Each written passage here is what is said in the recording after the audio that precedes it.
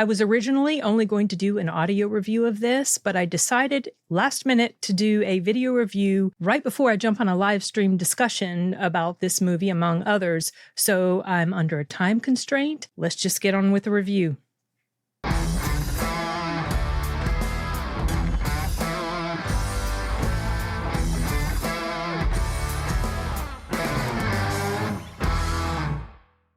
I could have saved time by just omitting that, but whatever. That doesn't always occur to me until later. Okay, so The Unbreakable Boy was the mystery movie at Cinemark. Regal did not have it yesterday. What is today? Hold on.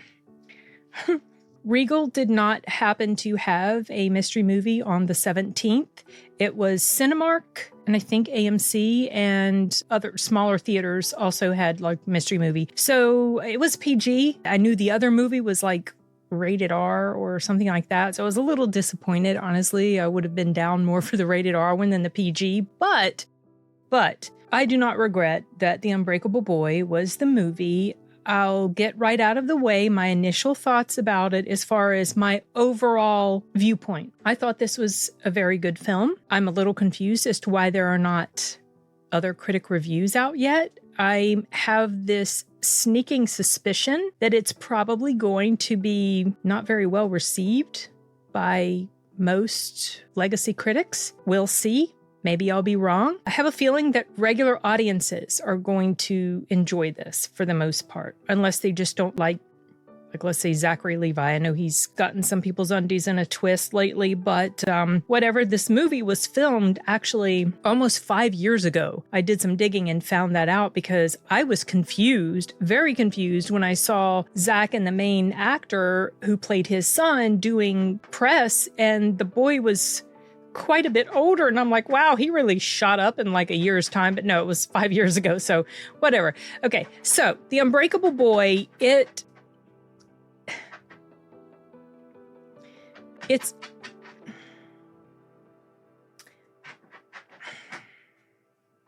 Chibi.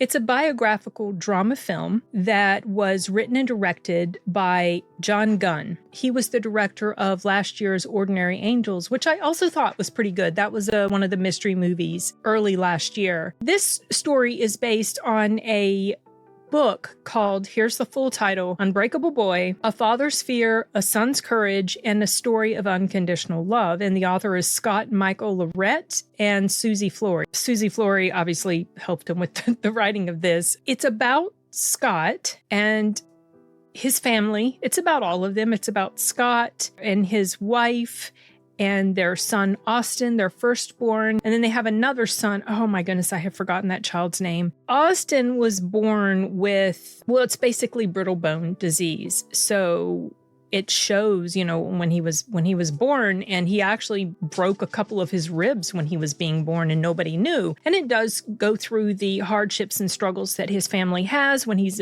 very young. It takes him a little bit to figure out that he does have this issue going on because the mother had it as well.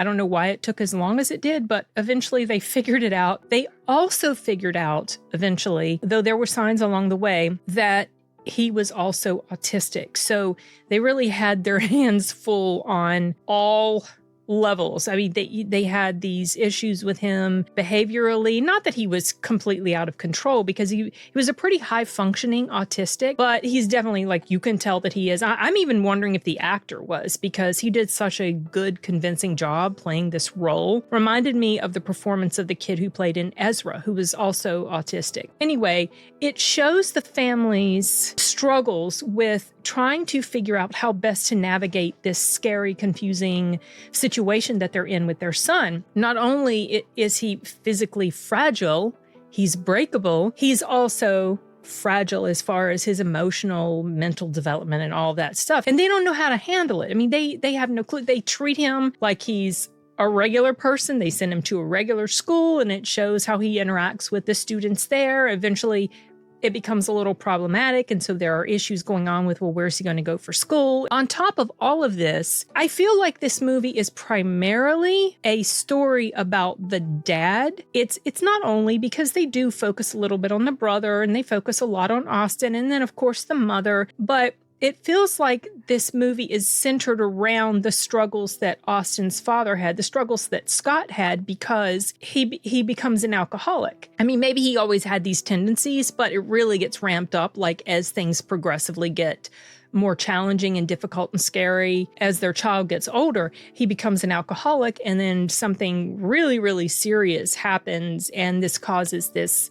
It's what the son, because Austin is the narrator of this story, and he says the day that everything broke. He opens with that, and then you see life up until this moment where everything broke, and then after that, there's more stuff that happens as you see the resolution of the story, what happens with the characters, and all of that. Not only is this a family drama, but this is also very much a faith-based film. However, and I've said this before, I'm not a huge fan of faith-based movies. They just are so often, more often than not, I don't feel like they're done very well. I don't have a problem necessarily with the subject matter. The problem is the execution. It's just not done very well most of the time. One of my more recent experiences was watching Homestead. I don't feel like that was faith-based done very well. But before that, I had seen The Best Christmas Pageant Ever, and I personally felt like that was done in a fantastic manner. It was done in a way that can appeal to wide audiences. It didn't feel ham-fisted and preachy and just like sappy and gooey and ridiculous. It worked. This one worked as well.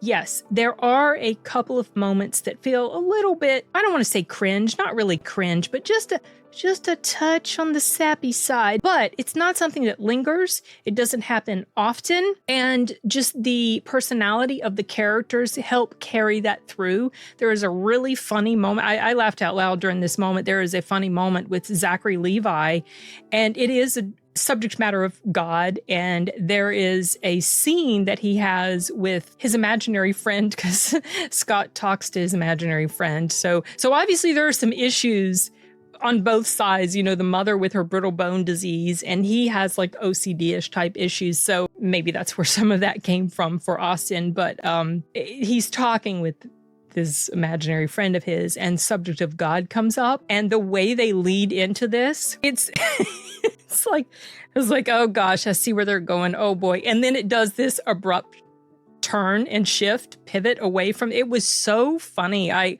thought it was really funny. I thought it was a wonderfully lighthearted but respectful way to deal with the subject matter without feeling super corny and really cringe, like I've said, super sappy and stuff like that. I felt like Zachary Levi did a really good job. The little boy who played the character of Austin, cannot remember his name now. I thought it was Jacob something. I'll put it up on the screen when I'm editing. I thought he did a really, really good job. The actress who played the mother was great. The kid who played the little brother, I felt like everyone was fine in here. While some people might have an issue with the fact that this movie is really more about the struggles caused by this child's physical and emotional issues because of such heavy focus on his family, his mom and dad, especially his dad. Some people might feel a little bit resentful. I've picked up here and there some stuff I've read that some folks do not appreciate that it wasn't as heavily focused on Austin. But this personally was not an issue for me at all because,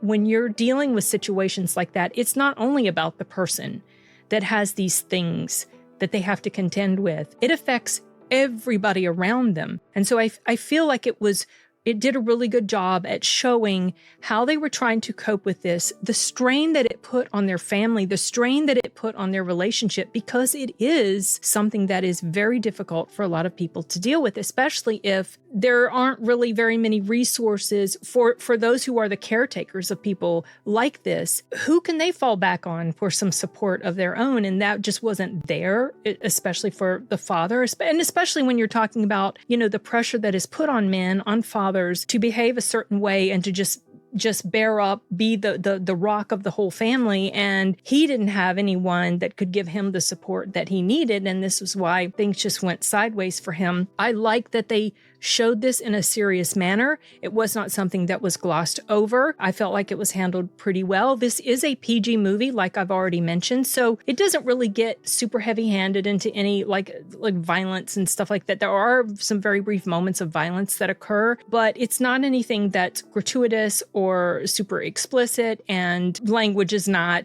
anything that's an issue. This is certainly something that's considered family friendly. It does have some serious subject matter that it deals with, alcoholism and a child with disabilities, and how the parents felt so burdened by it. They love their child, but they felt burdened by it, and they wanted to do the best they could for him. I also like that there was a sweet little message wrapped up into this that is it's something that can really apply to all parents, not just parents who have children with these struggles and issues. But, a lot of times we feel like because we're the caretakers, we're the parents, we have to be this certain way for our kids, but also realizing that there are things that we can stand to learn from our own kids and how they're stronger than we give them credit for a lot of times. And as scary as that is to let go in certain moments, a lot of times it's the best thing for them. And a lot of times we can also learn from that experience. So yeah, I enjoyed this film. I don't know at this point if it's really going to be something that goes on, like, let's say my top favorites for the year, because while I did enjoy it and it plucked on some heartstrings for sure, and I felt like it was done pretty well, it's not necessarily something that I would probably want to return to again and again. Like same with Ezra, because it's a drama film. It's just not something that will draw me to it time after time. There are exceptions. One such exception is Better Man.